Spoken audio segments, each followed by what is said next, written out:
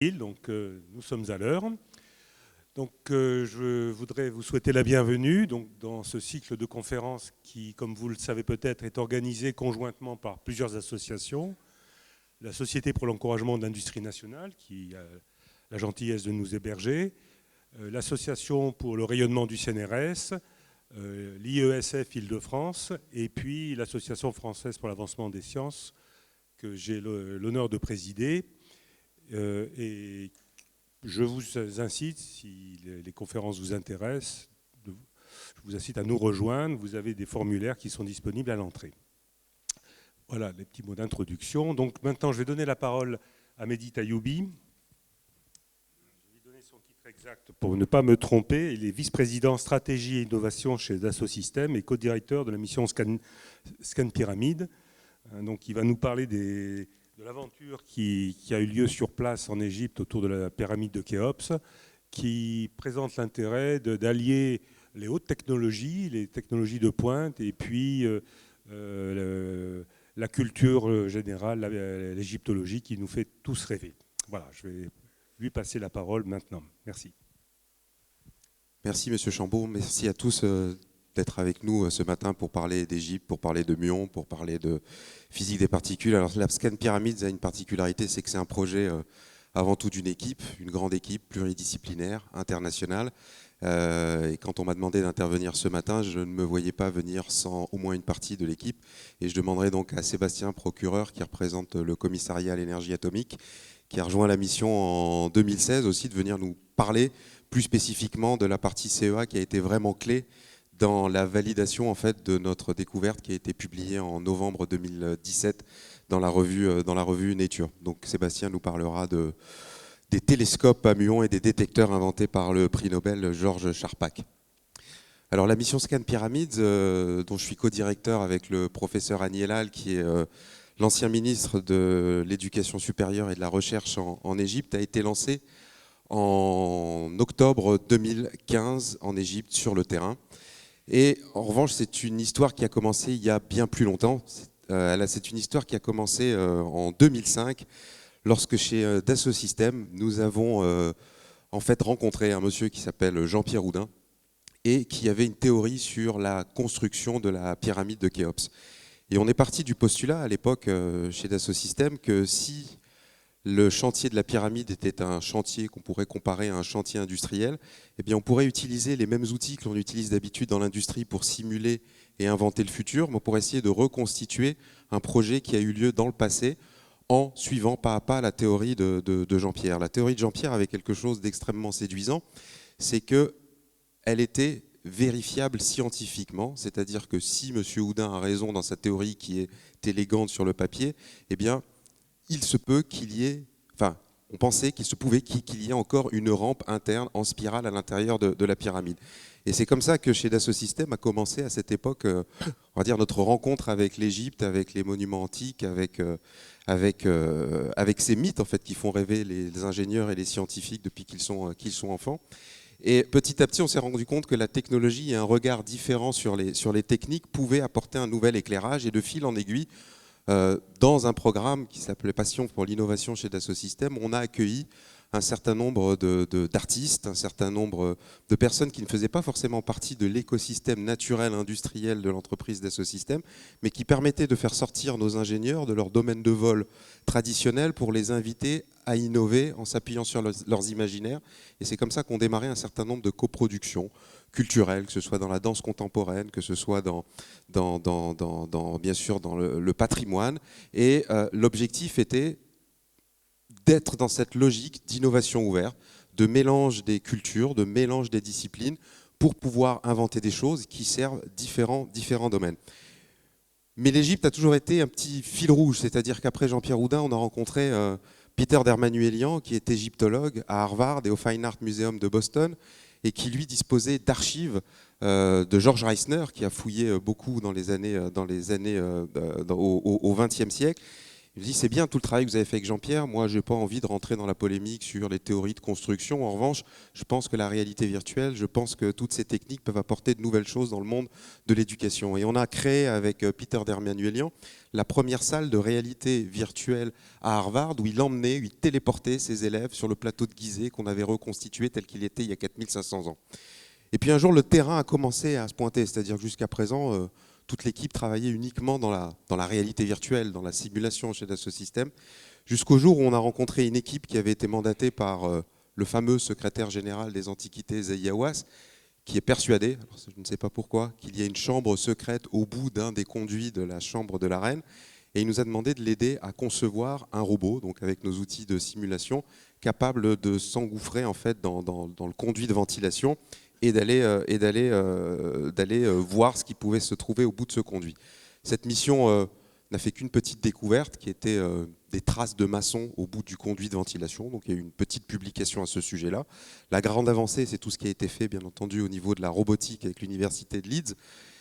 Mais là, on a acquis la conviction en fait que Jean-Pierre, sa théorie est élégante. Si on devait reconstruire une pyramide à l'identique en suivant pas à pas son processus, on pourrait le faire.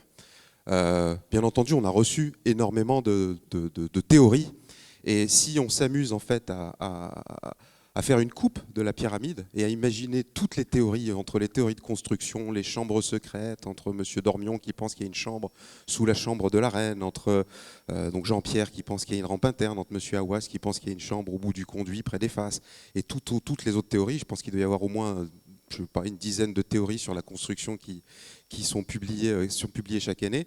Donc on a acquis la conviction qu'il fallait apporter un regard neuf à la problématique du mystère de la pyramide, puisque le plus grand mystère de la pyramide de Khéops, si on sort en fait de l'univers de l'irrationnel et du farfelu sur les extraterrestres, sur les choses, et si on se remet en fait dans le rationnel et qu'on considère cet objet comme ayant été réellement réalisé il y a 4500 ans par des gens qui avaient le même cerveau que nous, mais pas forcément la même technologie, eh bien notre génération, en essayant de se remettre en fait dans l'esprit initial qui a donné naissance à l'égyptologie, eh bien, en recréant une équipe pluridisciplinaire, sans a priori, avec des gens qui n'ont pas forcément d'enjeu de carrière, contrairement aux égyptologues par rapport au sujet de la pyramide, eh bien, on pourrait peut-être essayer d'apporter un regard neuf à cette problématique qui est le mystère de la construction de la pyramide de Khéops. Parce qu'il faut imaginer que souvent les théories essayent de construire un grand volume. On se dit mais comment ont-ils fait pour faire un volume de 146 mètres de haut? Mais le plus grand défi d'ingénierie de ce monument, c'est la chambre du roi, une chambre avec un plafond parfaitement plat, des poutres qui vont faire jusqu'à 60 tonnes. Comment ont-ils fait pour les hisser? C'est la première fois qu'on fait une chambre en plein cœur de la pyramide à 43 mètres de hauteur, alors que les précédentes étaient sous le sol. Donc cette pyramide est unique dans l'histoire des pyramides. Elle reprend des choses qu'ils avaient appris auparavant dans les pyramides précédentes, puisque les 4 grandes pyramides ont été construites dans un temps très court. Et donc, lors de notre rencontre avec le professeur Hani Elal, qui lui avait œuvré dans ses jeunes années au mélange des disciplines et avait mis à disposition cette équipe d'ingénieurs au service des égyptologues égyptiens, avait déjà travaillé sur des simulations par éléments finis pour expliquer les craquements de la chambre du roi dans les années 80. On a acquis la conviction donc qu'il fallait monter cette mission sans parti pris sur aucune théorie, et un peu comme on irait chez le médecin pour passer des rayons X ou une radio ou un scanner, eh bien on essaierait de voir si on pouvait trouver des structures à l'intérieur. Mais on ne voulait pas s'arrêter aux technologies, sachant que la dernière grande mission non invasive et non destructive avait eu lieu en 1986 en Égypte, sous l'égide de la fondation EDF. Ils avaient mis en œuvre des techniques de microgravimétrie, c'est-à-dire des techniques d'étude des densités, et avaient détecté un certain nombre de choses. Et depuis, 30 ans plus tard, les techniques ont énormément évolué. Et donc, on a réuni toute une équipe autour de cet objectif. Et donc, aujourd'hui, le problème avec les pyramides, si on tape pyramide sur Internet, pour les ingénieurs, les scientifiques que nous sommes, il y a quelque chose en fait qui est un petit peu embêtant, c'est qu'aujourd'hui, Internet, les réseaux sociaux font plus la part belle à l'irrationnel, que l'être humain préfère croire en fait aux extraterrestres. Donc on trouvera plus d'explications sur la manière dont les extraterrestres ont pu annihiler la gravité pour pouvoir soulever des blocs de 60 tonnes. D'autres théories où on imagine et qui font et qui sont assez populaires. Aujourd'hui, je ne sais pas s'il y a à chaque fois qu'on parle de pyramide, la plupart du temps, en fait, les gens mentionnent des documentaires alternatifs. Et avant tout, un des objectifs de cette mission, c'est de redonner, en fait, de réhabiliter en fait la rationalité de l'être humain, de recroire en fait en l'être humain, de croire qu'en fait que notre humanité est capable, elle aussi, de se projeter dans 4500 ans. Si on imagine en fait que ces gens-là avaient exactement le même cerveau mais n'avaient pas la même technique, pourquoi n'étaient-ils pas capables de faire une pyramide telle qu'on la voit aujourd'hui? Pourquoi faire appel à l'irrationnel, aux extraterrestres, aux Atlantes qui auraient en fait quitté l'Atlantide, seraient allés il y a moins 10 000 ans en Égypte, auraient aidé ces pauvres Égyptiens qu'on considère un peu comme des petits-enfants? En fait, c'était il y a à peine 4500 ans, ils ont été capables en fait de construire cette pyramide, de la hisser, de faire cette montagne. Et la question aujourd'hui est d'essayer de comprendre comment ils ont fait, mais aussi de nous interroger sur notre propre civilisation, de nous interroger sur nous-mêmes et de se demander qu'est-ce que notre propre civilisation sera capable de léguer dans 4500 ans. Donc cette mission, c'est bien entendu le défi technologique, le défi scientifique, et essayer de trouver de nouvelles choses, mais c'est aussi réhabiliter la rationalité, réhabiliter la science, redonner goût en fait comment dire, croire à nouveau que l'impossible est possible, puisque aujourd'hui, comme je vous le disais, sur Internet, on préfère imaginer en fait que l'impossible n'est plus possible et qu'en fait toutes les théories alternatives se diffusent à une vitesse fulgurante, comme d'autres choses je veux dire, dans cette phase où quand même on est plus que jamais en bataille contre les idées obscurantistes. Et la science et ses projets et les pyramides qui font rêver sont aussi une manière de refédérer les jeunes générations. Alors, souvent à travers tous les projets en fait, que l'on a menés d'un passion pour l'innovation avec les artistes, les danseurs, etc., d'art contemporain, où on a essayé de pousser la réalité virtuelle dans ses retranchements, on a essayé d'innover. Il y a une chose commune en fait à toute démarche d'innovation, c'est la connexion en fait avec nos imaginaires d'enfants.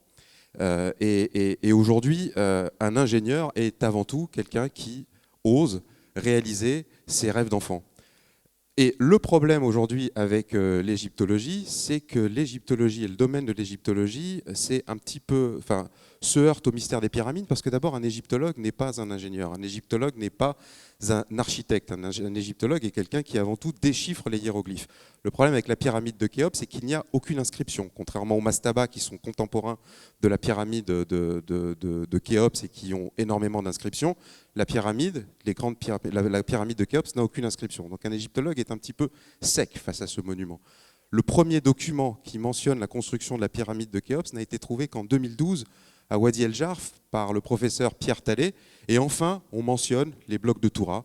Enfin, on mentionne en fait les équipes, et c'est le journal de bord d'un contremaître de Khéops. Et ce sont les plus vieux papyri du monde. Et c'est enfin le premier document qui parle de la construction de la pyramide. Jusqu'à présent, il n'y en avait aucun.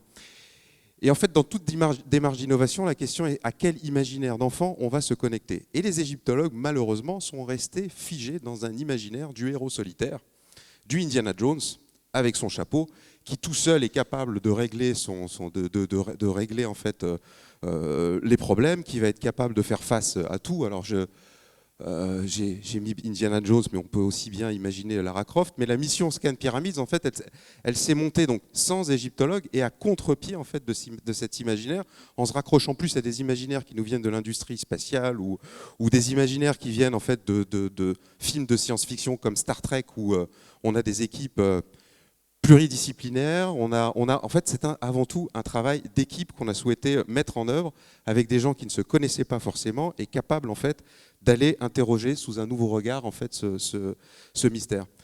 Et la recette, elle est relativement simple. Quand Bonaparte en fait lance son expédition d'Égypte, si on revient aux fondamentaux, alors certes, il y a l'expédition militaire, mais il a l'idée d'emmener avec lui des artistes, des scientifiques, des ingénieurs qui se posent en fait qui se retrouvent face à ce mystère que représente l'Égypte.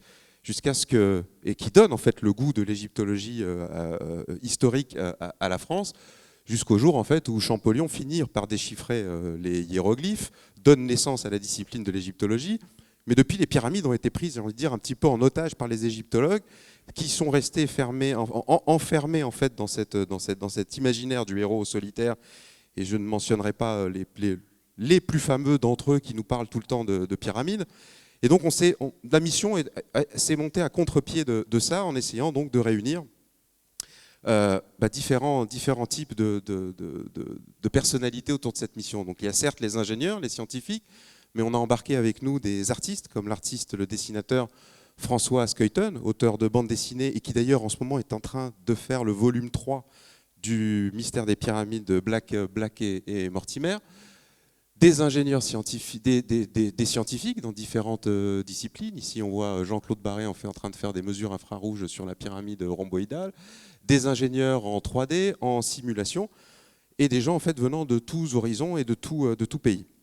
Nous ne sommes jamais parvenus à faire une photo avec l'ensemble de l'équipe, donc je vais essayer de vous les présenter à travers différentes photos. Donc Pierre, ingénieur 3D, Clémenté, ingénieur scientifique de l'Université Laval de Québec, qui travaille sur l'infrarouge, Yasser El-Chayeb de l'Université du Caire, le professeur Annie Elal, un autre artiste, Nicolas Godin, du groupe de musique électronique Air, en fait, avec qui on a travaillé sur la problématique de l'acoustique de la chambre du roi, donc François Skeuten, Nicolas Obolensky, qui malheureusement nous a quittés il y a peu, et l'ingénieur du son de Nicolas Godin.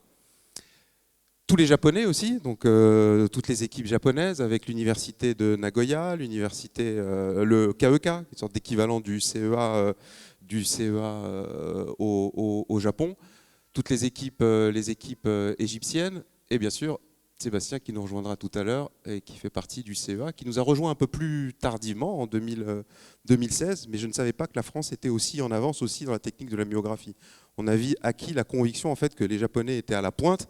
Et un jour, Sébastien m'a envoyé un email suite au lancement de la mission en me disant « mais nous aussi, on a des détecteurs qui marchent extrêmement bien ».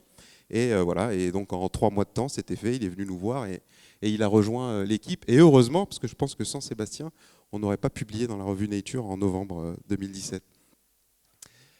Alors, pour résumer un petit peu tout ce que je viens de vous dire, je vais lancer une petite vidéo et puis ensuite vous expliquer les différents points scientifiques de cette mission et comment nous en sommes arrivés à découvrir des choses dans un monument dans lequel rien de majeur n'a été trouvé depuis le Moyen-Âge. Les dernières découvertes, c'est le calife Al-Mamoun, ce qu'on va voir dans la vidéo. Au Moyen-Âge, c'est que les Égyptiens en général sur la face nord, on trouve des tunnels d'accès sur la face nord, se met au centre de cette face nord, envoie une équipe, perce la pyramide et découvre tout ce qu'on connaît aujourd'hui de la pyramide. Donc couloir descendant, couloir ascendant, grande galerie, chambre de la reine, chambre du roi, chambre souterraine. Au XIXe siècle, on découvre toutes les chambres de décharge au-dessus de la chambre du roi. Si on revoit des coupes de vivants de nom dans l'expédition napoléonienne, elles ressemblent extrêmement aux coupes que l'on connaît aujourd'hui de la pyramide, jusqu'au XIXe où on enrichit en fait la chambre du roi des chambres de décharge, et puis depuis, plus rien. Et donc, c'est pour ça qu'on a choisi cette phrase qui est « c'est pas parce qu'un mystère a 4500 ans qu'on ne peut pas tenter de le résoudre ». Je vous rassure, on ne l'a pas résolu, mais je pense qu'on a contribué à une certaine avancée.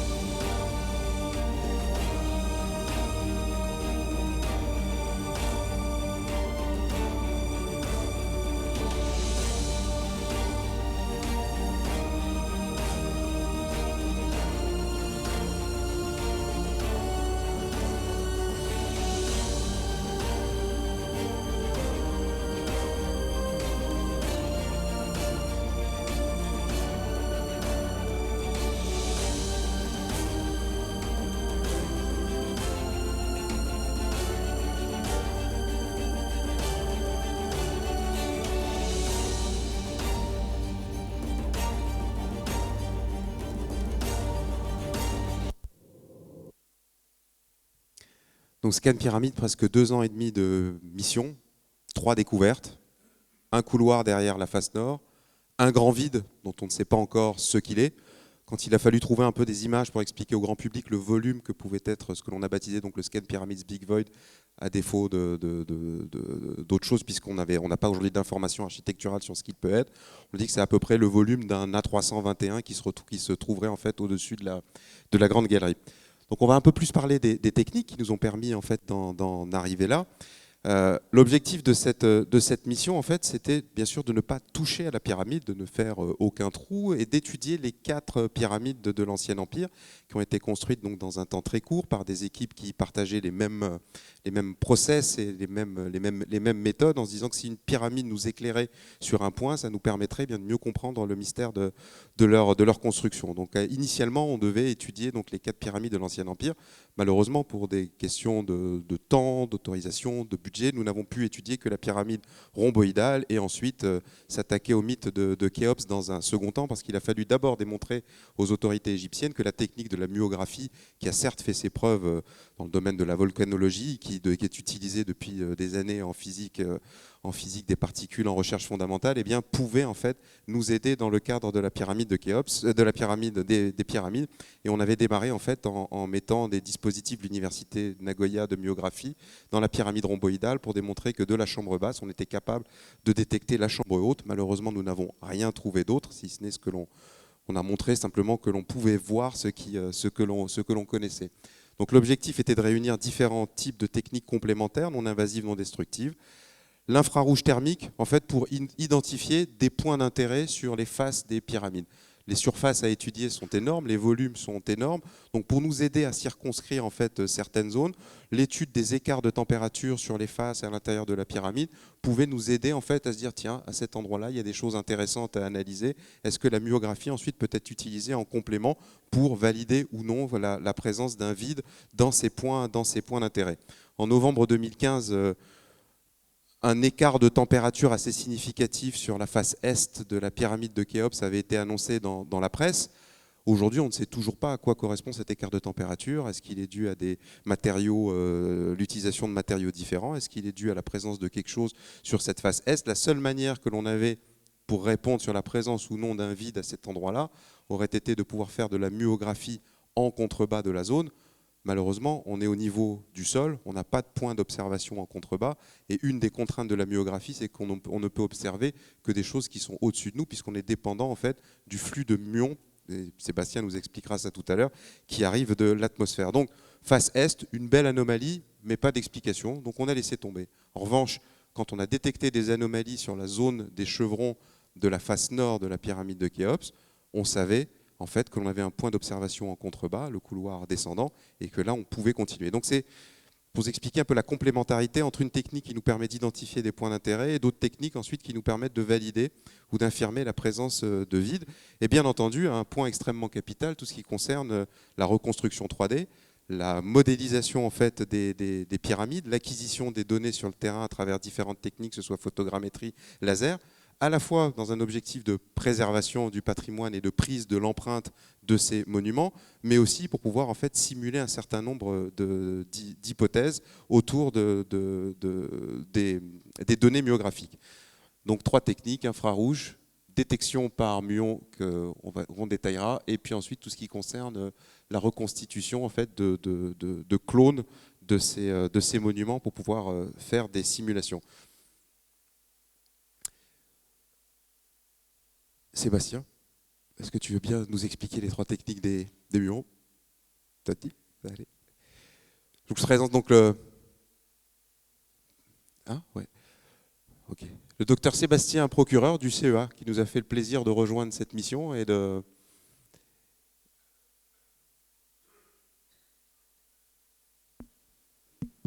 C'est bon. C'est bon, ça marche. J'explique le principe de la myographie, tout simplement. Comment ça marche? Parce que les gens en fait se demandent pourquoi est-ce que les muons, par exemple, marchent mieux que le radar, le géoradar? Pourquoi est-ce que le muon permet de faire la différence finalement entre la présence d'un vide ou d'écart de densité? Pourquoi vous êtes sûr en fait que c'est un vide et pas autre chose? Donc c'est ce type de questions que l'on a eu.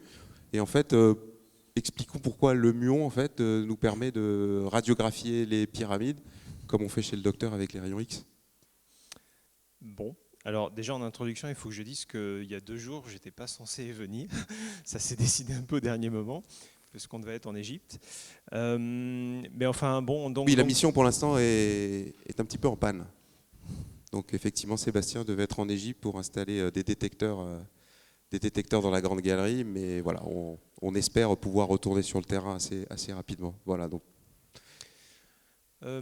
Oui, donc pour vous expliquer le principe de la myographie, donc les muons sont des particules élémentaires au même titre que l'électron. On dit souvent que le muon c'est un cousin lourd de l'électron puisqu'il a les mêmes propriétés, sauf qu'il est plus massif, il est aussi instable.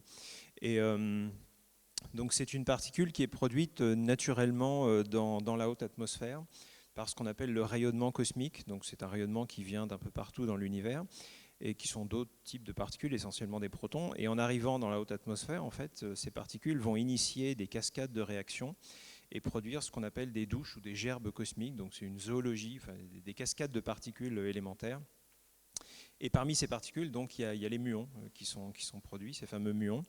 Et en fait, les muons sont pratiquement les seules particules de ces gerbes qui vont arriver jusqu'au sol, puisqu'ils sont relativement pénétrants.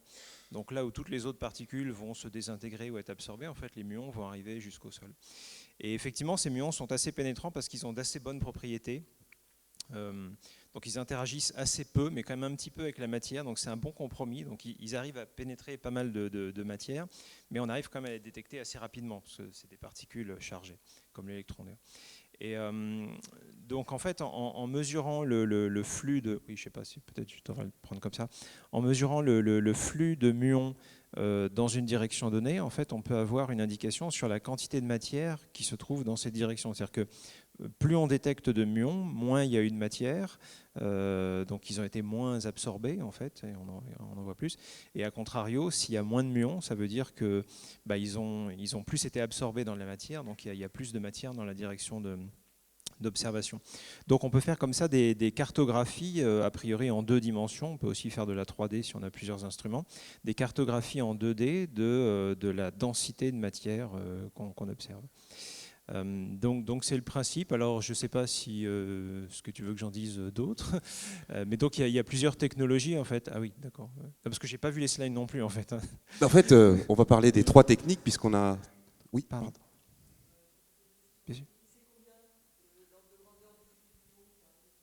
Ah, c'est une très bonne question. En fait, si vous mettez votre main à l'horizontale, d'accord. Alors c'est 1 par centimètre carré par minute. C'est pas beaucoup, c'est pas beaucoup. Donc c'est 1 par main par seconde pour ceux qui ne sont pas familiers avec. C'est pratiquement 100% parce qu'on a des redondances de plans de détection, donc on est au-delà de 95%. Oh oui. Les mesures prennent longtemps. Et il faut expliquer à Mehdi, qui est très impatient de voir les résultats, qu'on a besoin de statistiques. Oui, au même titre que l'électron. C'est pour ça que c'est relativement facile de le détecter. Il y a les deux, effectivement. Oui. Et quand on détecte un muon, en fait, on ne fait pas la distinction, en tout cas sur nos appareillages, si c'est un muon positif ou négatif. Donc, dans la mission Scan Pyramids, 3 techniques de myographie. Technique en fait à base d'émulsion argentique développée par l'université de Nagoya. Technique à base de scintillateur avec une grille en plastique qui va scintiller en fait quand le muon va passer, on va détecter sa position. L'objectif étant toujours de calculer en fait une distribution angulaire à travers des détecteurs de nature différente. Et puis les détecteurs du CEA qui sont des détecteurs à base des plaques, qui renferment en fait un gaz à base d'argon. Donc le principe de la détection de Nagoya, c'est la technique qui prend aujourd'hui vraiment le plus de temps. C'est qu'on a une émulsion, donc on a un film plastique qui est recouvert d'une émulsion. Quand le muon va arriver de l'atmosphère, en fait, il va traverser le plastique dans son épaisseur, va laisser une trace rectiligne. D'autres particules vont bien sûr laisser d'autres traces sur cette émulsion. Et tout l'enjeu en fait technologique, et cette machine n'existe qu'à Nagoya, en fait, permet de scanner. C'est une sorte de microscope géant qui permet de regarder le film dans son épaisseur, de détecter en fait les différentes traces de manière optique, de faire une discrimination entre les traces de muons et les autres particules, et ensuite, à partir de toutes ces statistiques, pouvoir en fait à la fois bien sûr extraire les statistiques et pouvoir faire une radiographie. Donc la problématique aujourd'hui des émulsions chimiques, c'est le temps de vie dans une pyramide. On est entre 60 et 90 jours de temps d'exposition. Et puis ensuite, tout le processus qui ressemble très fortement à ce qu'on fait en photo argentique, de développement, et puis ensuite d'envoi des films au Japon, de scan de l'ensemble des films, de récupération des infos.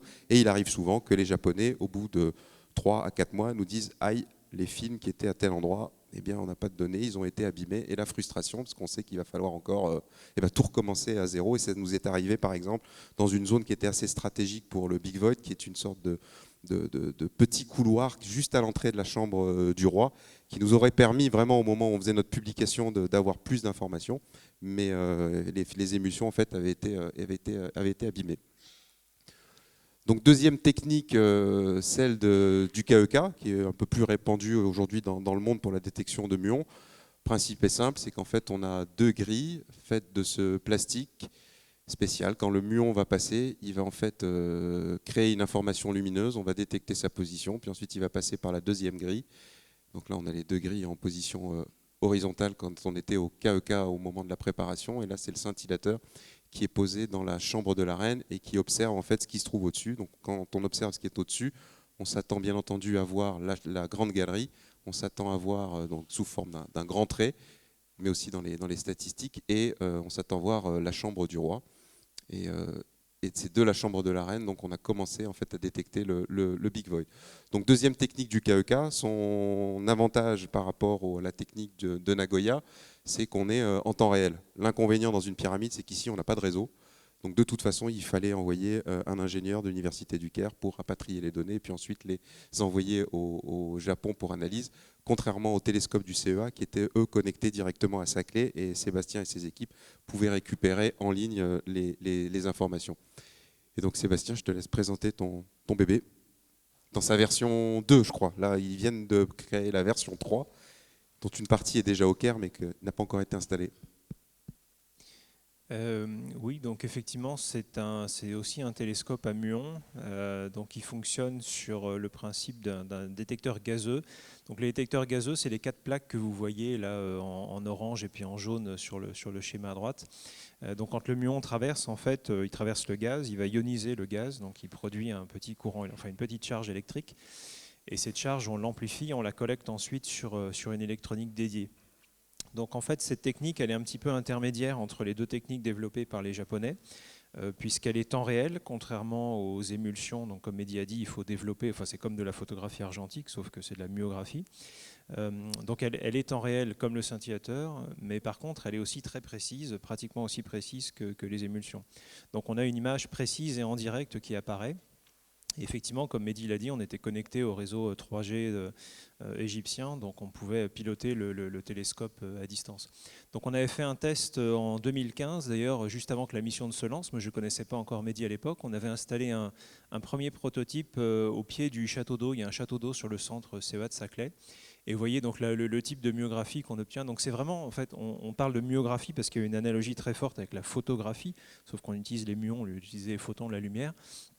La seule différence, c'est que, enfin, il y a 2 différences. La première, c'est que c'est une imagerie pénétrante, donc on peut voir l'intérieur. Donc on a vu l'intérieur enfin, là où se trouve la cuve d'eau. On a vu des structures architecturales qu'on ne voit pas forcément très bien sur l'image. Il faut faire un petit traitement, mais on voit les colonnes en béton, on commence à voir l'escalier en colimaçon à l'intérieur, etc. Et la deuxième grosse différence, c'est que par contre, c'est beaucoup plus lent effectivement que la photographie. Donc là où on a une photo en quelques dixièmes ou centièmes de seconde, il faut attendre plusieurs jours, semaines, enfin ça dépend de ce qu'on veut observer, mais c'est beaucoup plus long que la photo. Donc on a fait 3 télescopes comme ça, au moment où j'ai contacté Mehdi, donc en octobre 2015, et on les a installés en juin 2016. Donc on avait un petit peu de retard par rapport aux Japonais, évidemment, qui avaient déjà commencé à se préparer, à s'installer, mais on a réussi à être prêt en quelques mois. Et la première manip du CEA a été faite sur un bâtiment classé monument historique, puisque c'est le château d'eau d'Auguste Perret au CEA. Donc, ils avaient déjà démarré leur carrière face à des monuments architecturaux. Donc on va à présent parler des découvertes. Donc la première découverte qui a été annoncée par de présence de vide et de structures non connues à ce jour dans la pyramide a été annoncée en octobre 2016. Puisque, comme je vous l'avais dit, en fait, dans la zone des chevrons qui est ici, on avait détecté en fait un comportement thermique où des pierres en fait avaient un comportement qui n'était pas homogène. Bien sûr, il y a plusieurs hypothèses quand on a ce type d'informations en thermographie infrarouge. Mais l'avantage, c'est que juste sous la zone en fait des chevrons, on a le couloir descendant, que c'est un couloir en fait qui n'est emprunté par personne. Il sert aujourd'hui de stockage. Donc, on savait que les émulsions chimiques, contrairement aux scintillateurs ou au télescope du CEA, pouvaient être positionnées dans ce couloir, et qu'en positionnant en fait, trois plaques à muons, on allait avoir une première information sur la zone qui se trouve ici derrière ce qu'on appelle les chevrons. Donc 3 plaques à muons ont été exposées pendant 67 jours et ont confirmé déjà en octobre 2016 la présence donc d'une cavité. En octobre, on ne savait pas, en fait, quand on a annoncé les 3 plaques dans le couloir descendant, le cône d'observation de ces 3 plaques était en position basse du couloir descendant. Et en fait, là, on voit une première... Alors, attendez, je fais ça. Une simulation de ce que l'on devrait avoir s'il n'y avait rien, et le résultat. Et donc, vous voyez bien, quand on compare résultat et simulation, bien sûr, ça c'est une analyse visuelle, mais il y a toute l'analyse statistique que réalisent en fait les différentes équipes. Mais le visuel permet en fait de prendre conscience de la présence ici du vide et de commencer même à pouvoir imaginer en fait sa forme. Donc, première information, uniquement 3 plaques en position basse du couloir descendant. Validation donc à 5 sigma, c'est-à-dire en termes de statistiques à 99,999% que ce qui se trouve ici est bien un vide par rapport aux écarts, par rapport au taux de muons observés par rapport à ce que l'on connaît dans cette zone-là. Et donc validation du corridor face nord. Donc en 2016, on ne représente en fait cette cavité uniquement par une sorte de nuage de points puisqu'on n'en connaît pas la forme.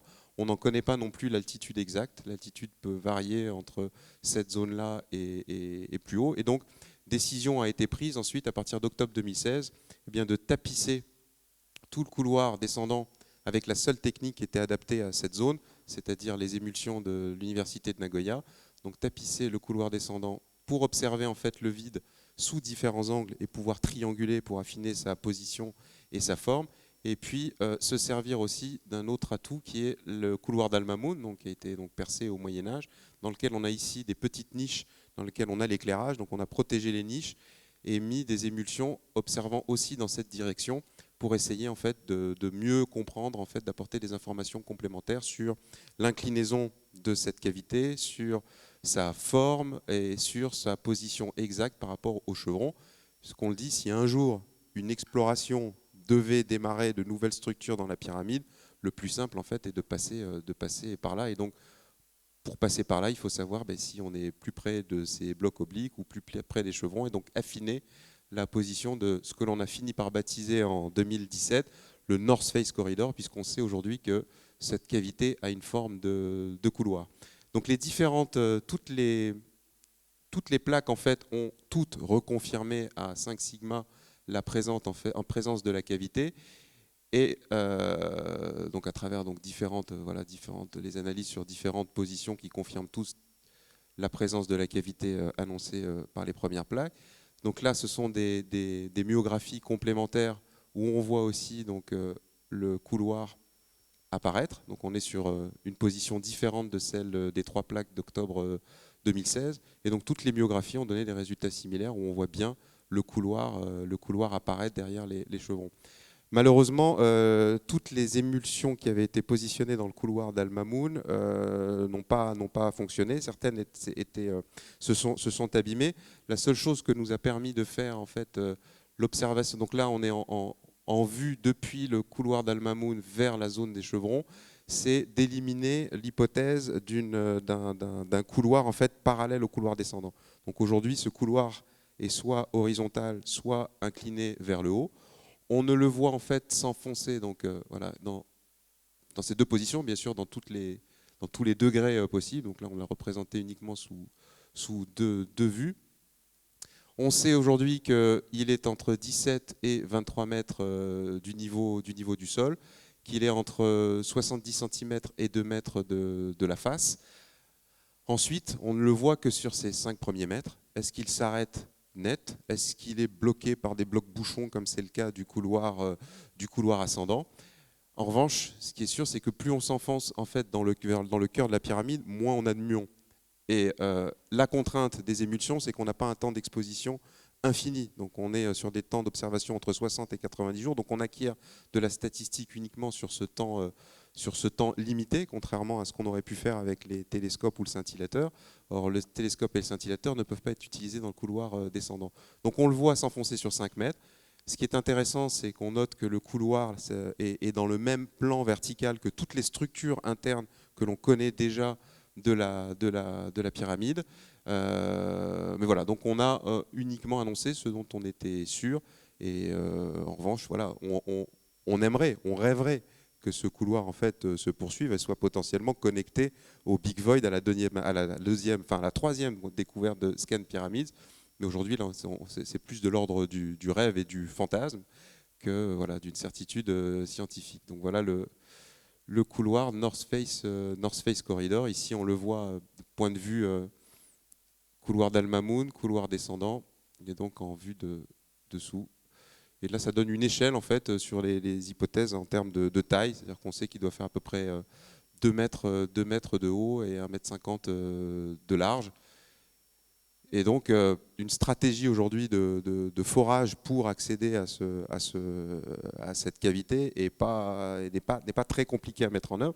Et c'est pour ça aussi que l'INRIA et le CNRS ont rejoint la mission Scan Pyramids pour réfléchir en fait à des moyens minimalement invasifs, robotiques, capables en fait d'explorer dans les 3 dimensions ce type de cavité. Donc, cette mission, c'est bien entendu essayer de faire des avancées sur la connaissance des pyramides, mais c'est surtout un exercice de style sur les stratégies d'innovation, c'est-à-dire fédérer tous ces gens autour du mythe des pyramides, des gens qui ont rêvé des pyramides quand ils étaient enfants, et puis leur permettre d'avancer. C'est-à-dire que les applications aujourd'hui que le CEA va pouvoir mettre en œuvre grâce à tous les progrès qui ont été faits dans le cadre de la mission vont aller bien sûr au-delà de Scan Pyramids et vont pouvoir s'appliquer par exemple au génie civil et beaucoup de choses en termes d'usage et d'industrialisation des procédés, sur les manières d'analyser. Aujourd'hui, il n'existait pas de logiciel, par exemple, temps réel pour faire de la simulation d'hypothèses en myographie.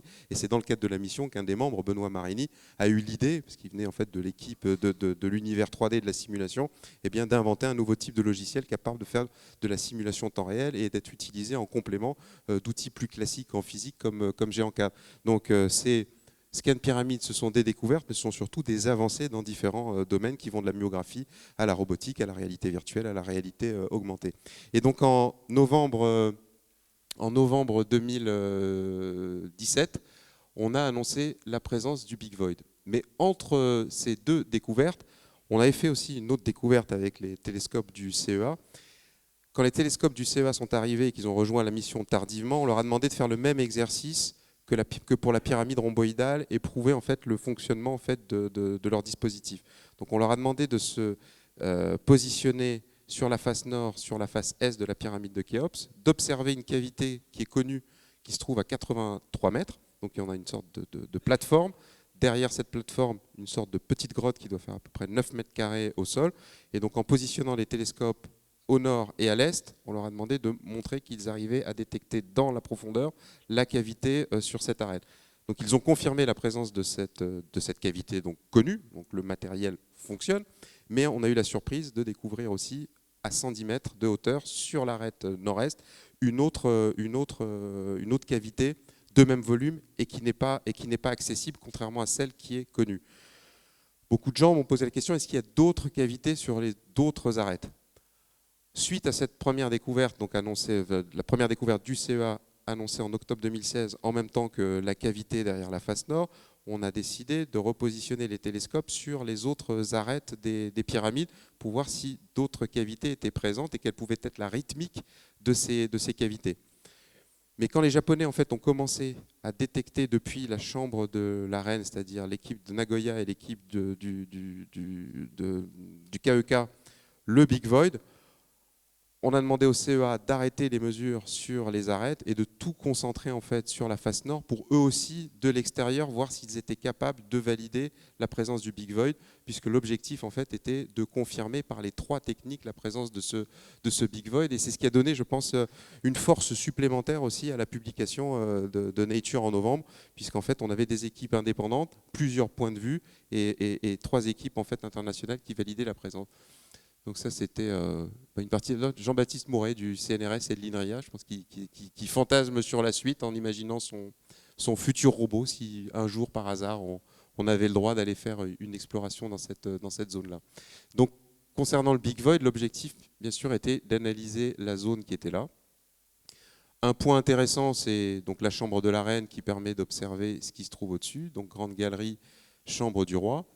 On ne le voit pas ici sur l'image, mais ici, sous le sol, on a bien sûr la chambre souterraine et beaucoup de gens nous demandent mais pourquoi est-ce que vous n'avez pas mis des dispositifs dans la chambre souterraine pour avoir un point de vue plus global sur la pyramide.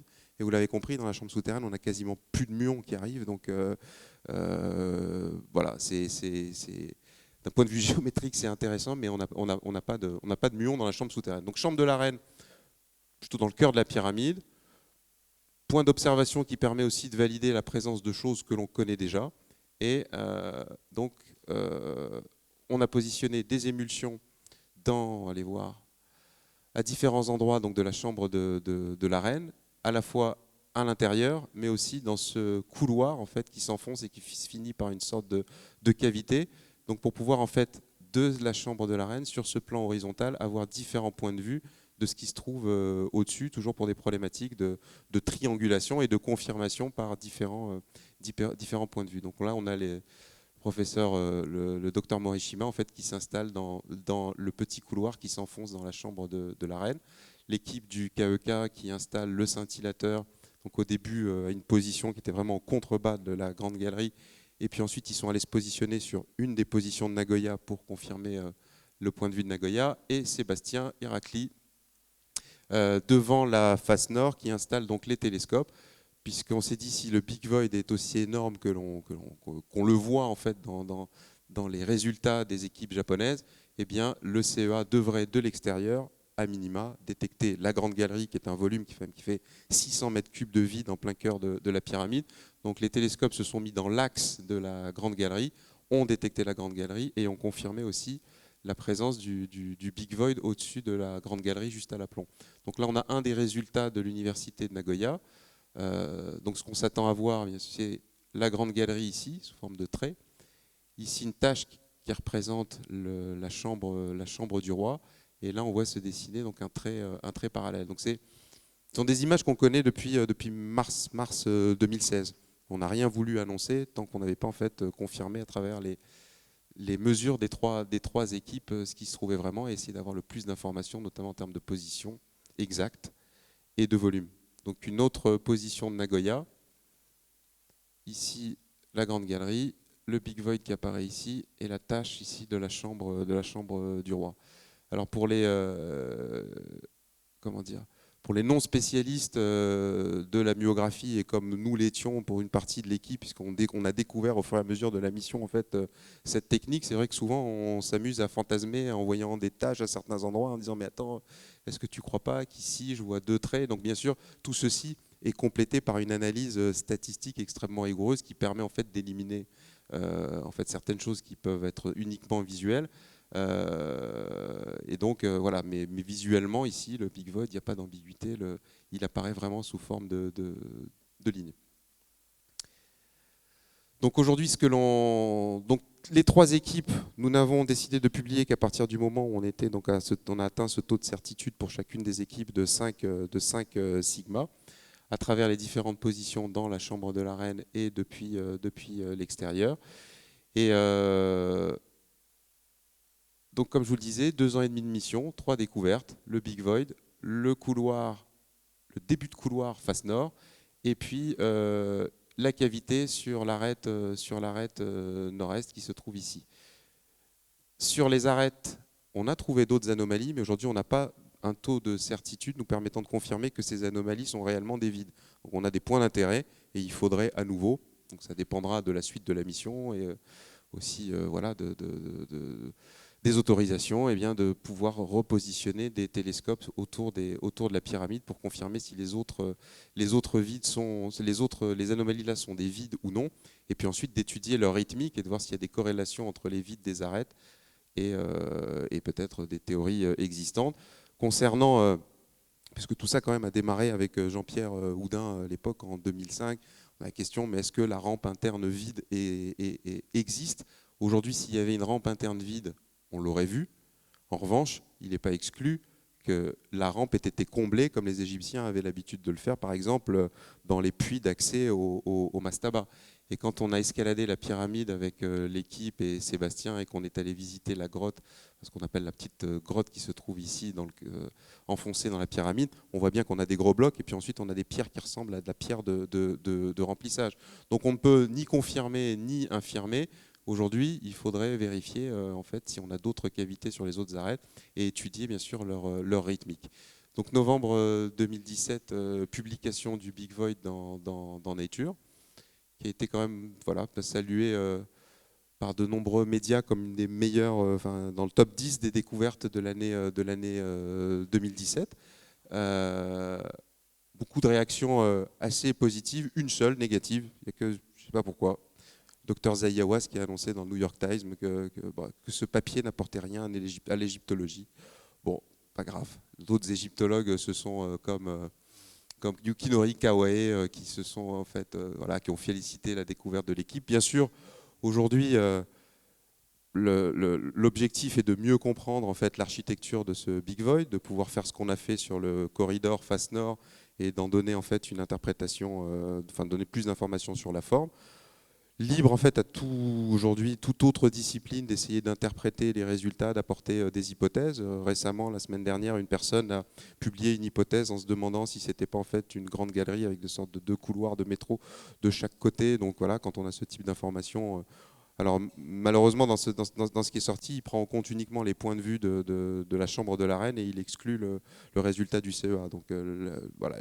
Mais en tout cas, voilà, notre souhait, c'est que d'autres personnes essayent d'interpréter, rejoignent la mission, essayent de nous aider à avancer sur cette problématique. Mais le point crucial, c'est de pouvoir continuer à acquérir de la donnée sur le terrain, de la statistique, pour pouvoir avancer donc, dans la compréhension de la pyramide. Et donc pour finir, comme il n'est pas avec nous, je laisserai la parole au professeur Annie Elal, qui est au Caire en ce moment et qui essaye en fait de faire avancer la mission. L'avantage de cette mission, c'est pas simplement d'aller connaître ou bien savoir qu'est-ce qu'il y a dans la pyramide, mais aussi ça fait avancer les techniques, ça fait avancer la science à la fois aussi.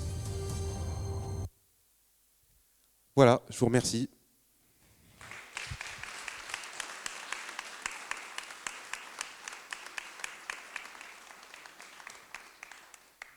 Si vous avez des questions.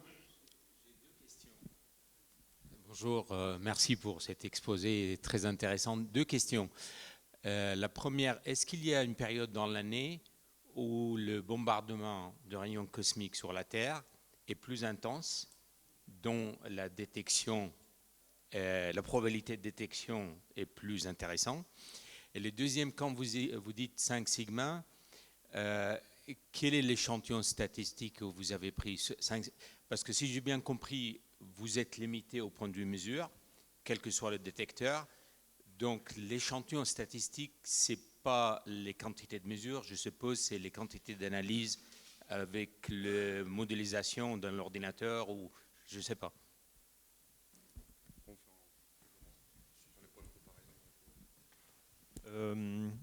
Alors, concernant le bombardement de muons, en fait, il est relativement homogène, constant en fonction du temps, toute l'année. Il y a des petits effets qui jouent, c'est-à-dire qu'il y en a un petit peu plus en été pour des raisons de densité dans l'atmosphère. Il y en a un petit peu plus aussi quand il ne fait pas beau, quand il y a une dépression qui passe, il y a un peu plus de muons. Mais enfin, global, c'est du deuxième ordre, quoi. Donc non. Et puis il y en a de jour et de nuit de la même manière. Sur les statistiques, en fait, on a utilisé toute la statistique disponible, c'est-à-dire que et ensuite ce qu'on fait, alors il y a deux méthodes différentes en fait. Les Japonais ont utilisé effectivement une simulation, donc ils ont soustrait leurs données à la simulation et ils ont regardé les excédents qui apparaissaient, donc on peut quantifier un nombre d'événements en excès et donc une statistique associée. Nous, on a pris le parti de ne pas utiliser de simulation, ce qui est un peu moins précis, mais ce qui évite éventuellement d'avoir des systématiques s'il y a des erreurs dans la simulation, justement, notamment sur la modélisation du flux de muons, des choses comme ça. Donc au CEVA, on a pris le parti de ne pas faire de soustraction à modélisation, donc de chercher localement des excédents.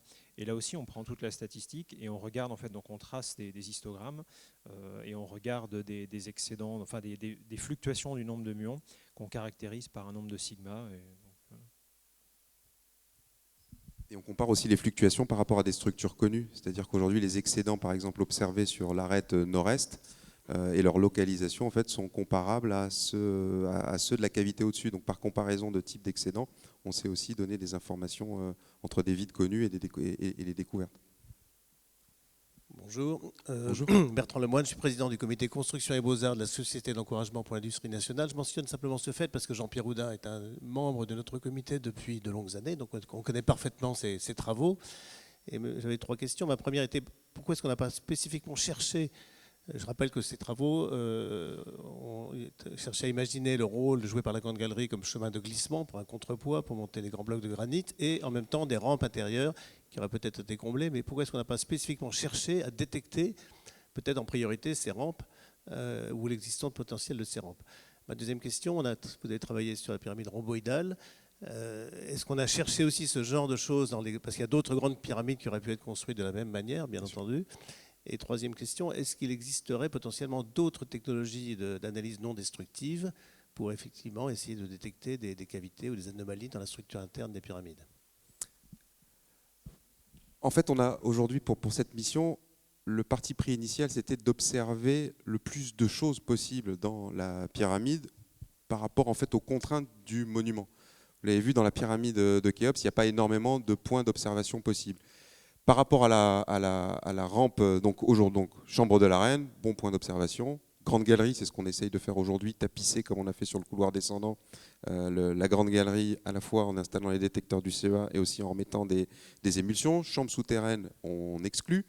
Il nous reste chambre de décharge au-dessus de la chambre du roi, parce qu'on a en fait du calcaire, contrairement sous les chevrons, alors qu'ensuite on a les différentes chambres de décharge granit qui absorbent énormément les muons et puis ensuite qui émettent de la radioactivité, donc qui altèrent les émulsions.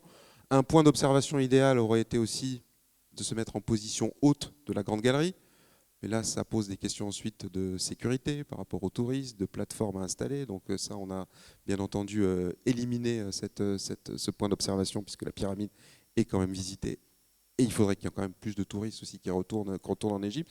Donc je pense qu'on a essayé d'observer la pyramide sous le maximum d'angles de vue.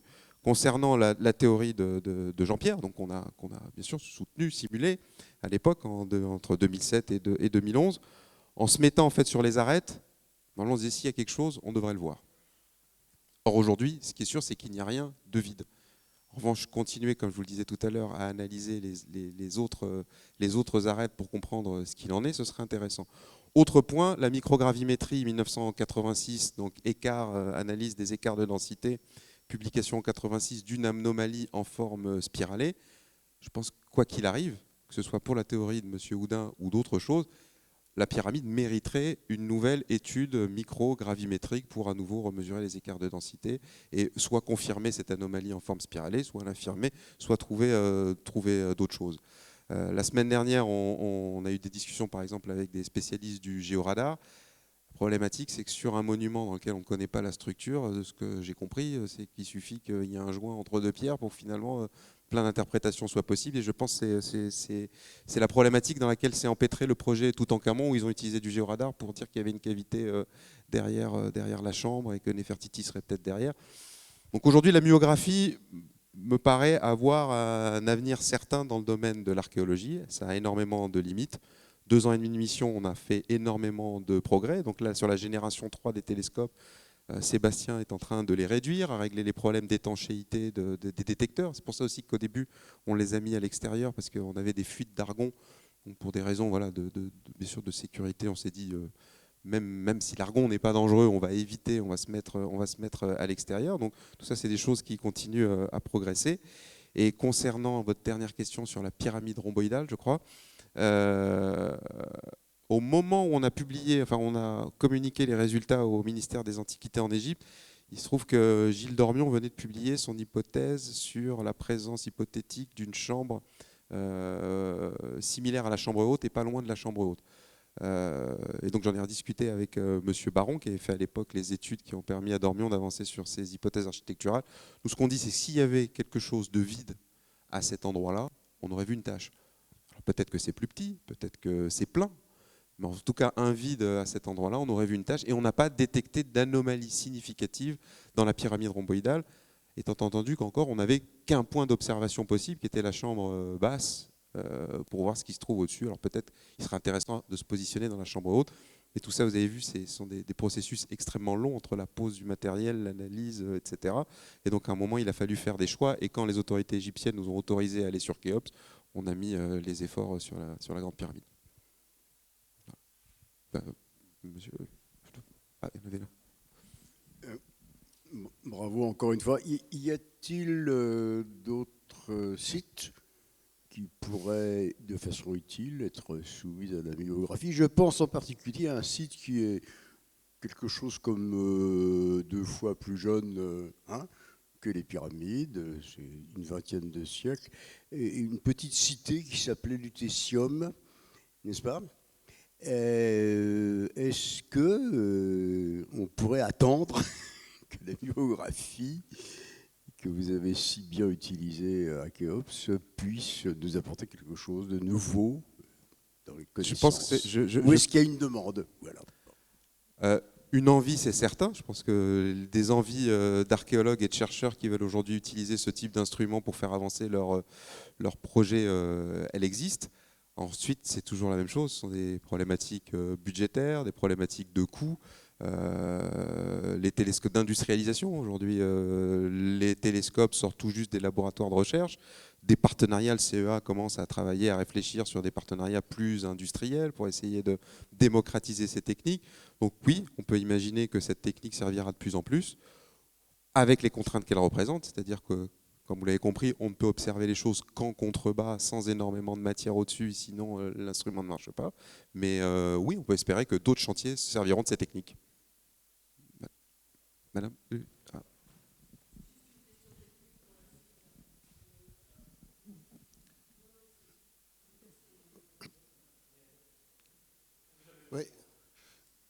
Juste pour préciser une chose, il y a quelques années, on parlait des technologies concernant les neutrinos. Est-ce que c'est la même technologie, les neutrinos se transformant en muons, ou est-ce que ce sont 2 technologies différentes? Par rapport aux détecteurs de neutrinos? Oui.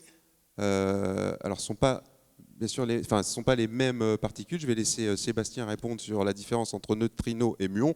Moi, la chose que j'ai compris, c'est que le muon est génial parce qu'il est extrêmement chargé en énergie, qui garde une trajectoire rectiligne, et donc on sait par où il est passé, jusqu'où il va, et qui remplace le rayon X. Concernant le détecteur de neutrinos, ça dépasse mon domaine de compétence.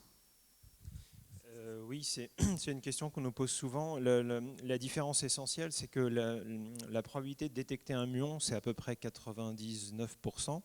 La probabilité de détecter un neutrino, ça dépend de l'énergie, mais en général, c'est de l'ordre de 10-15, 10-17. Donc, alors, il y en a beaucoup plus, c'est vrai, mais en fait, c'est une particule qui est neutre électriquement, qui interagit par l'interaction faible. Et pour donner un ordre de grandeur, alors ça dépend beaucoup de l'énergie, mais si on prend un neutrino d'1 mégaélectronvolt, en fait, il faut l'équivalent d'une année-lumière de plomb pour l'arrêter. Donc la Terre est globalement une cible mince pour les neutrinos, donc une pyramide, a fortiori, c'est totalement hors de portée à l'heure actuelle, sauf un jour à améliorer l'efficacité de détection, mais c'est très improbable. J'avais peut-être juste un commentaire sur la question précédente. En fait, il y a pas mal de cas où la myographie pourrait être appliquée. En fait, il y a notamment 3 exemples assez emblématiques pour lesquels on nous a déjà contactés de manière plus ou moins sérieuse. Il y a la grotte de Lascaux, pour lequel il y a des gens qui pensent qu'il pourrait y avoir une autre grotte à côté. Il y a le plateau de Qumran en Israël aussi, où ont été découverts les manuscrits de la mer Morte. Et puis, il y a la tombe du premier empereur en Chine, qui est aussi... Alors là, c'est encore plus compliqué, mais il y aurait potentiellement des choses à faire aussi en muon. Bon, Mehdi doit avoir d'autres exemples aussi. Oui, c'est une question technique aussi pour vous. Vous Vous disiez que bon, pour bien voir les cavités, fallait être en dessous, et les détecteurs du CEA, ils sont sur le côté de la pyramide. Donc, vous les voyez comment ? Ben, on les voit parce qu'en fait, les muons viennent du ciel. Donc ça veut dire que le flux de muons est maximum au zénith, mais en fait, il y a quand même des muons qui viennent inclinés.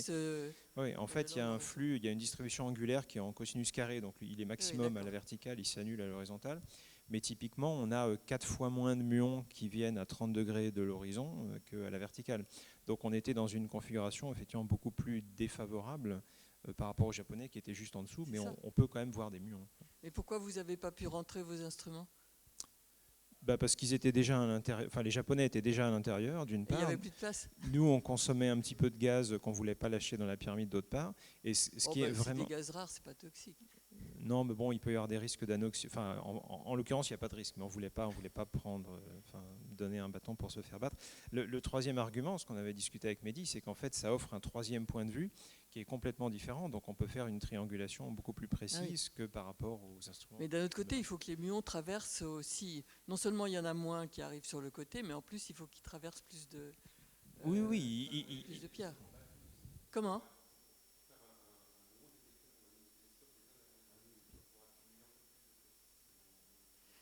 Oui, alors justement, mais alors vous avez c'est des plaques avec du gaz dedans. Oui, c'est ça. Mais oui, vous chaque détectez détecteur pas est la rempli de position gaz. là. Pardon ?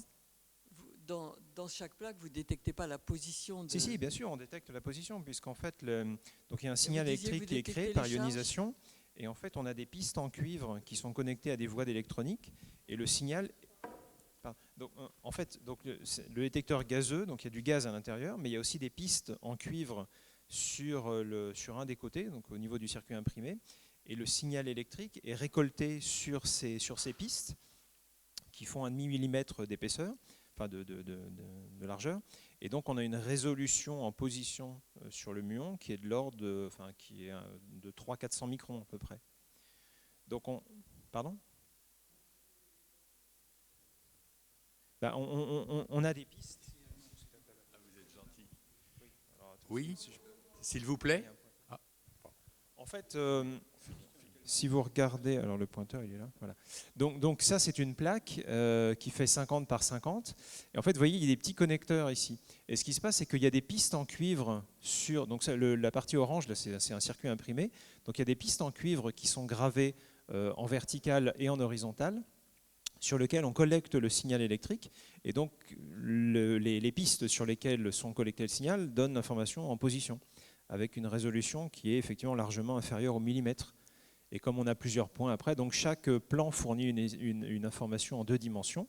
Donc on a la trajectoire après facilement. Pour répondre aussi à votre question, en fait, effectivement, on a moins de muons parce qu'on est à 30 degrés. On a moins de muons parce qu'on se paye, entre guillemets, toute la pyramide à traverser. Par contre, il y a un effet qui joue pour nous, c'est qu'en fait, les muons qui sont produits proches de l'horizon sont plus énergétiques. Et donc, ils traversent un peu plus facilement la pyramide que ceux qui arrivent à la verticale, qui sont, eux, moins énergétiques. Une autre question. Vous aviez démarré en nous disant que votre question, c'était comment s'étaient construites les pyramides et que vous alliez imaginer la construction. Alors, est-ce que vous avez fait des progrès sur ce côté-là ? Non, en fait, à travers les rencontres avec Jean-Pierre Houdin et puis toutes les personnes qui arrivaient pour nous demander de simuler leurs différentes théories, on en était arrivé à la conclusion qu'il fallait de toute façon apporter d'autres éléments du terrain, essayer de détecter des structures non connues à ce jour et voir ensuite en quoi elles pouvaient enrichir la réflexion sur de nouvelles théories. Donc là, on en est au stade où 2 nouvelles structures ont été trouvées, mais le mystère est toujours là. Est-ce que vous pensez que la situation va se débloquer rapidement avec le docteur Zaiawas ? Parce qu'actuellement, c'est quand même un problème et j'ai l'impression qu'il est en train de mettre des bâtons dans les roues dans cette opération de... Écoutez, en janvier, les équipes de l'université de Nagoya ont pu positionner leurs plaques à muons dans la grande galerie. Là, on est en train de travailler à leur récupération. Pour l'instant, on se focalise, nous, sur la partie vraiment acquisition de données, myographie. Et pour le reste, si Dr Zaiawas pense que notre travail ne sert pas à grand-chose, c'est son...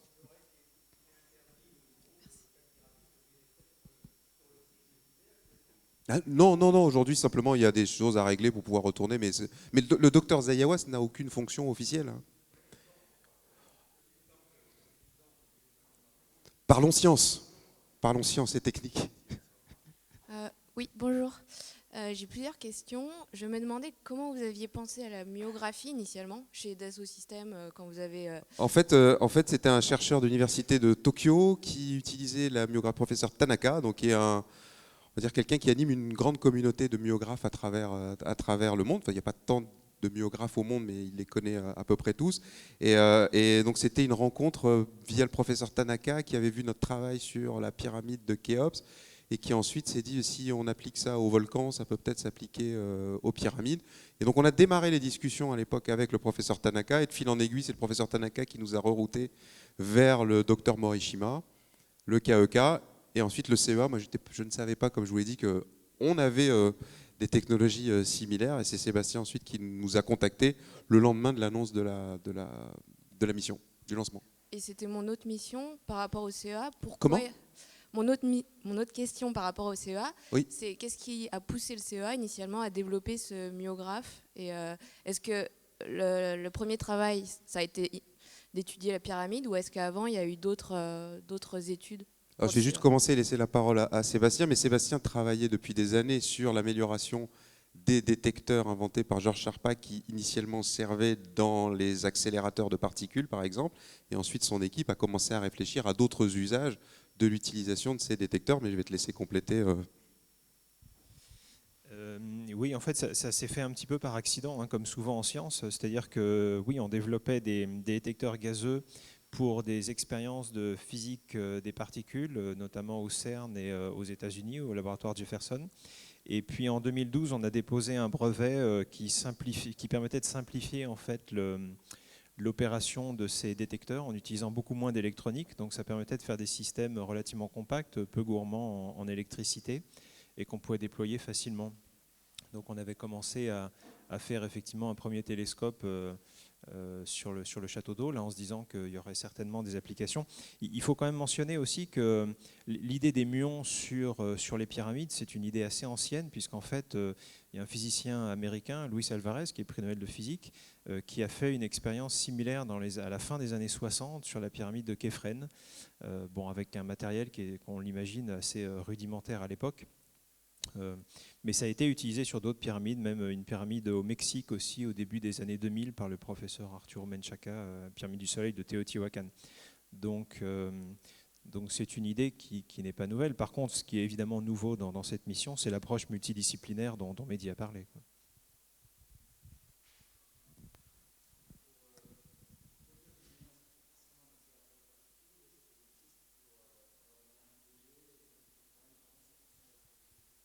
Alors, tu m'arrêtes si je dis des bêtises. En fait, on ne peut pas produire de muons, on est dépendant du flux naturel de muons.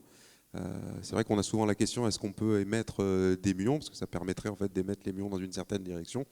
Mais aujourd'hui, on ne peut pas produire de muons, donc on est dépendant de ce qui nous arrive de l'atmosphère. Oui, Mehdi a tout à fait raison. En fait, on peut en produire, on en produit notamment au CERN, il y a des faisceaux de muons sur lesquels on peut faire des expériences, mais ça nécessite d'énormes accélérateurs, parce qu'en fait, il faut d'abord un premier faisceau de particules qu'on sait produire, mais qui ne peuvent pas être des muons, et ensuite, il faut produire ces muons par interaction. Donc on met une cible, l'interaction produit d'autres particules qu'on appelle des pions ou des kaons, et eux se désintègrent en vol pour donner des muons au bout de quelques dizaines ou centaines de mètres. Donc c'est un appareillage énorme. Il y a des projets pour faire des collisionneurs de muons miniatures qui feraient que 30 ou 40 mètres de diamètre, ce qui n'est déjà pas transportable. Donc la technologie des muon guns, par exemple, ce ne sera pas avant le siècle prochain, certainement, si ça existe un jour, je pense. Oui, excusez-moi, ce n'est pas une question technique, c'est une question socio-politique. Comment est-ce que vous avez été perçu par les autorités ou par les populations locales, donc, qui vous voient évoluer autour des pyramides avec les plaques, etc., etc. Alors j'ai peut-être pas assez insisté au début, c'est un projet égypto-international, c'est-à-dire qu'il a été lancé et conçu à l'origine avec le professeur Agnella, l'ancien ministre de l'éducation supérieure en Égypte, avec une très forte... avec l'université du Caire, partie prenante en fait des opérations sur le terrain, l'université Ain Shams, parce que par exemple tous les étudiants qu'on voit dans la vidéo en train de faire l'acquisition des modèles 3D sont les étudiants de l'université d'Ainsham. Ce sont les étudiants aussi de l'université du Caire qui s'occupaient de toutes les opérations en fait, de maintenance des télescopes. Et le papier que l'on a écrit en novembre, enfin publié en novembre 2017, est un papier égypto-international. Donc c'est une mission en fait sous l'égide du ministère des Antiquités, coordonnée par l'université du Caire et l'Institut HIP, qui est un organisme non lucratif. Et donc sur place, en fait, les retours sont plutôt positifs. Je pense que moi j'ai en mémoire la fierté de toutes les équipes égyptiennes quand on a publié dans Nature. Je veux dire, là, tous les retours sont positifs. La seule remarque un petit peu étrange, c'était celle du docteur Zayawas et sa déclaration dans le New York Times. Mais pour le reste, je pense que les gens sont contents. Enfin, déjà que des équipes aussi importantes aillent en Égypte, que ces techniques, ces technologies en fait évoluent en Égypte. Et souvent, je dis aujourd'hui, encore une fois, dans la démarche d'innovation, c'est la réactivation des imaginaires. C'est pas très compliqué de motiver des ingénieurs à aller dans une pyramide et leur demander d'essayer de résoudre des problèmes. Et on en aura de plus en plus. Donc, par rapport à ces imaginaires-là, est-ce que représente une pyramide et le patrimoine égyptien? Je pense que l'Égypte a une carte énorme à jouer pour faire avancer les techniques et les technologies et bien d'autres choses. Oui. Si ce n'est pas confidentiel, est-ce qu'on peut avoir un ordre de grandeur du coût de ces moyens mis en œuvre? Par exemple, une mission avec ce gaz détecteur d'une durée, je ne sais pas ce que c'est, Sébastien, c'est 10 jours, 15 jours? De quoi? Qu'est-ce que ça coûte? Combien ça coûte? Un ordre de grandeur. Alors en fait, le principe, on a monté la mission où chacune des institutions en fait, prenait en charge ses coûts. C'est-à-dire que Sébastien, de toute façon, avait produit des détecteurs et les avait pas forcément produits à l'origine, avait l'intention de produire des détecteurs, pas forcément pour la mission. Ce que les mécènes nous ont aidé à réaliser, en fait, c'est de prendre en charge une partie des coûts logistiques, c'est-à-dire surveillance des télescopes, l'hôtellerie, les fixeurs sur place. Et aujourd'hui, en fait, si on fait un budget global sur plus d'1 an et demi, on est un peu en dessous du million d'euros sur l'ensemble si on consolide les budgets de chacune des équipes et les coûts logistiques. Voilà. Oui, vous avez mentionné les égyptologues. Comment réagit la communauté des égyptologues aujourd'hui, notamment ceux qui ont beaucoup travaillé sur les pyramides, comme Mark Lehner ou Rainer Stedelmann, par exemple? Qu'est-ce qu'ils en disent au vu de ces résultats, qui effectivement des résultats qui sont nouveaux pour eux et qui étaient bien sûr hors d'atteinte de leur propre recherche menée sur le terrain? Alors, le problème des égyptologues et des pyramides, c'est qu'il y a peu d'égyptologues spécialistes des pyramides. Donc je pense que vous avez cité les deux aujourd'hui. Une fois qu'on a dit Zayawas, Mark Lehner, Miroslav, Stadelmann, dans les jeunes générations d'égyptologues, on en a de plus en plus, là, et c'est rassurant, qui s'intéressent à nouveau à l'Ancien Empire. Le problème de l'Ancien Empire, c'est qu'il n'y a pas beaucoup de textes, donc à chaque fois, c'est le cercle vicieux. Donc avec les découvertes de Pierre Talley, on a compris une chose, c'est que peut-être qu'une partie de la résolution de l'énigme n'est pas forcément sur le plateau de Gizeh. En faisant ces découvertes à Wadi El Jarf, près de la mer Rouge, il y a d'autres choses qui arrivent dont on ne peut pas parler pour l'instant. Donc, nouvelle génération d'égyptologues très enthousiastes. Ce qui me rassure, c'est que voilà, on a ces jeunes générations sur l'Ancien Empire qui arrivent. Et puis, si on prend Peter Dermanuelian, Yukinori Kawae et d'autres égyptologues, les gens sont plutôt enthousiastes. Et d'ailleurs, dans peu de temps, un article dans le bulletin français de la Société d'égyptologie qui parle de la mission Scan Pyramids, écrit par Guillemette Andreu, va sortir. Voilà. Vous aviez parlé avec humour d'un fantasme d'un de vos collaborateurs. On peut imaginer qu'un robot aille dans la cavité que vous avez découverte en dessous du chevron nord? Techniquement, il n'y a pas de. Techniquement, c'est possible. Donc, après, aujourd'hui, la mission reste une mission non destructive, non invasive. Il faut quand même qu'on donne plus d'informations sur le Big Void, même si le Big Void, souvent les gens nous demandent mais comment on peut accéder au Big Void? Ça semble quand même compliqué. Il est à quinzaine de mètres à l'aplomb de la grande galerie, il n'y a pas de structure proche pour l'instant. En revanche, quand on voit le couloir, début de couloir sur la face nord, bon, mais je pense que le robot, en tout cas qui a avancé dans ses différentes versions, servira d'abord peut-être dans le cadre d'une autre mission, où on le testera d'abord. En tout cas, voilà, l'objectif, comme je dis, c'est de faire avancer les techniques. Cette mission a fait avancer certaines techniques. Elles ne vont pas forcément être utilisées en permanence au pied des pyramides. Elles iront peut-être servir d'autres projets.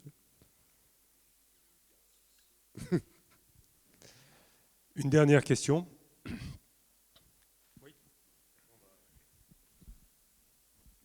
Oui, elle rejoint d'ailleurs un petit peu celle qui vient d'être posée. Vous nous aviez parlé des projets d'exploration non invasive du CNRS, les mini-robots. Minimalement invasifs. L'objectif, un robot qui pourrait s'introduire dans un trou de 3 cm, 3 cm et demi. J'ai vu aussi des mini-drones ou des choses comme ça. Est-ce qu'il y a déjà des projets un petit peu élaborés sur les techniques à mettre en œuvre pour faire ça?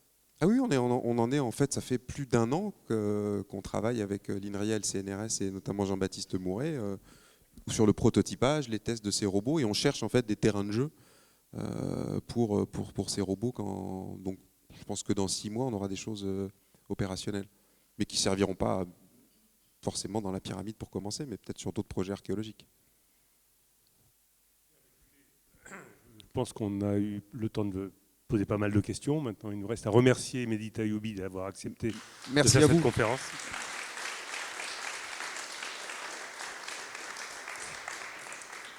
Ainsi que son équipe, on ne va pas oublier. Bonne journée. Au revoir. Merci, au revoir.